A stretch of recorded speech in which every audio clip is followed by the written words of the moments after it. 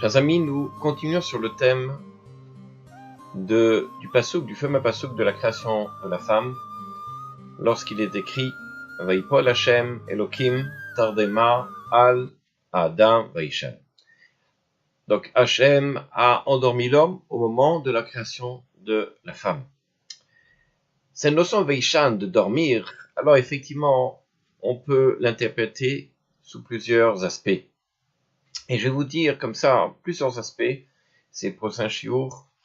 Et ceci est bien entendu, vous pouvez le revoir dans le livre de Yachad du Rav Kavessa, quelque chose d'assez intéressant. Alors, de nouveau, pourquoi Vaishan? Il a dormi, il a fait dormir. En dormir, il est possible que l'on puisse l'interpréter pas simplement dormir physiquement, mais au niveau des midotes, des vertus, c'est-à-dire endormir les mauvais aspects, les mauvais penchants, les mauvaises critiques. On va dire comme ça, aplanir les angles. Alors, évidemment, chez l'homme, il ne peut s'empêcher de critiquer, de toujours trouver les manques chez son prochain. Et bien entendu, chez son partenaire. La sagesse, justement, est d'être capable, justement, d'aplanir, d'arrondir. La terre est ronde, n'est-ce pas? Hachem, il n'a pas créé une terre carrée, il a créé une terre ronde.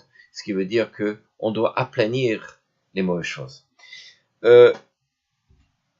Pour ceci, alors je vais vous donner quelques exemples, ça sera plus concret.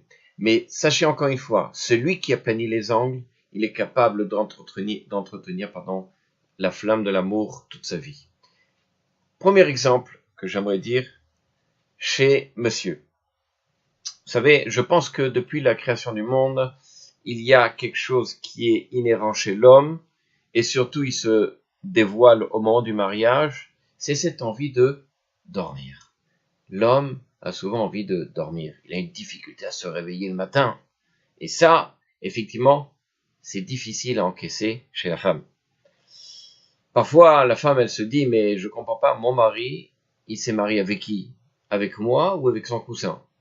Alors, il est possible qu'il lui reste encore chez cet homme-là du somnifère qu'a reçu Adam Arisham, le premier homme. Quoi qu'il en soit, la femme, elle regarde, elle dit, mais ma voisine, son mari, à 6 heures, il est déjà dehors. Et lui, mon mari, encore à 9 heures, il a les yeux fermés. Alors évidemment, cher monsieur, levez-vous. Vous êtes fatigué, il n'y a pas de problème. Vous allez encore dormir, il n'y a pas de problème. Levez-vous, prenez la voiture, rentrez dans votre voiture plutôt, et faites une sieste dans votre voiture, mais surtout pas à côté d'elle. Ne restez pas des heures à dormir à côté d'elle. Ça, c'est aplanir un problème. Chez madame, il existe aussi des problèmes. Souvent, on entend chez la femme que depuis que je me suis marié, je suis nerveux, je crie sans arrêt. Je sais pas, j'ai l'impression que mon mari il me fait sortir de mes gonds. Alors, évidemment, on peut lui dire, avant le mariage, il fallait prendre un calmant pour savoir qu'est-ce que c'est que le mariage. Mais, quoi qu'il en soit, on ne peut faire grandir les enfants dans la colère, dans les cris. C'est clair. Alors, chère madame, quand cela arrive, respirez un bon coup.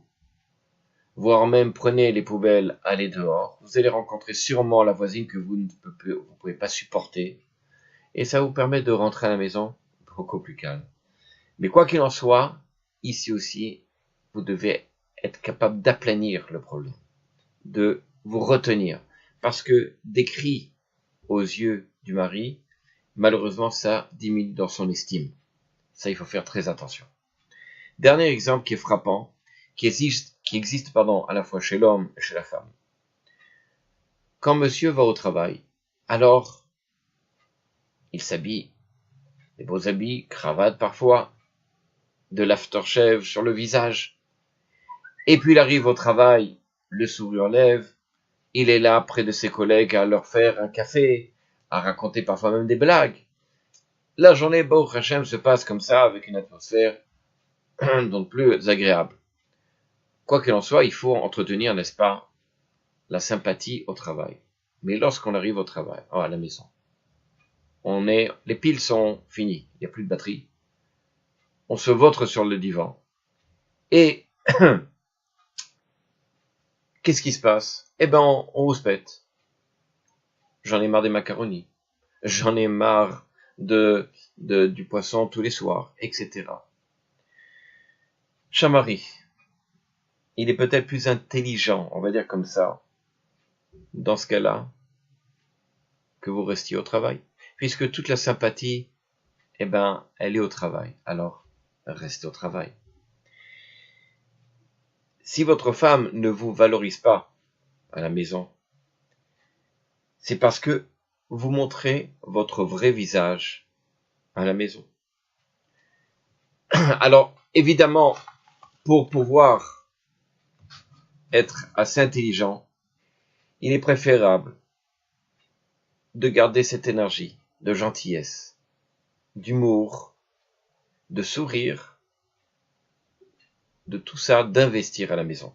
Vous savez, Rachel, elle dit à Léa, « Ah, quel mari tu as! Il est en or, il a un cœur d'or. » Et Léa, les larmes aux yeux, « Ah oui, il a un cœur d'or. Mais oui, c'est un ange. » Et Léa qui répond, « Ah ça, c'est sûr, c'est pas un homme. » Alors, évidemment, chez madame, il y a le même problème.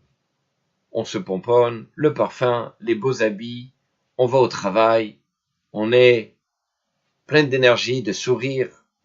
Puis lorsqu'on est à la maison, en robe de chambre, sans maquillage, et en plus, la mauvaise mine, la fatigue, qu'est-ce que voulait que le mari voie? Pour conclure, le chesed, le bien, commence d'abord chez soi. À bientôt.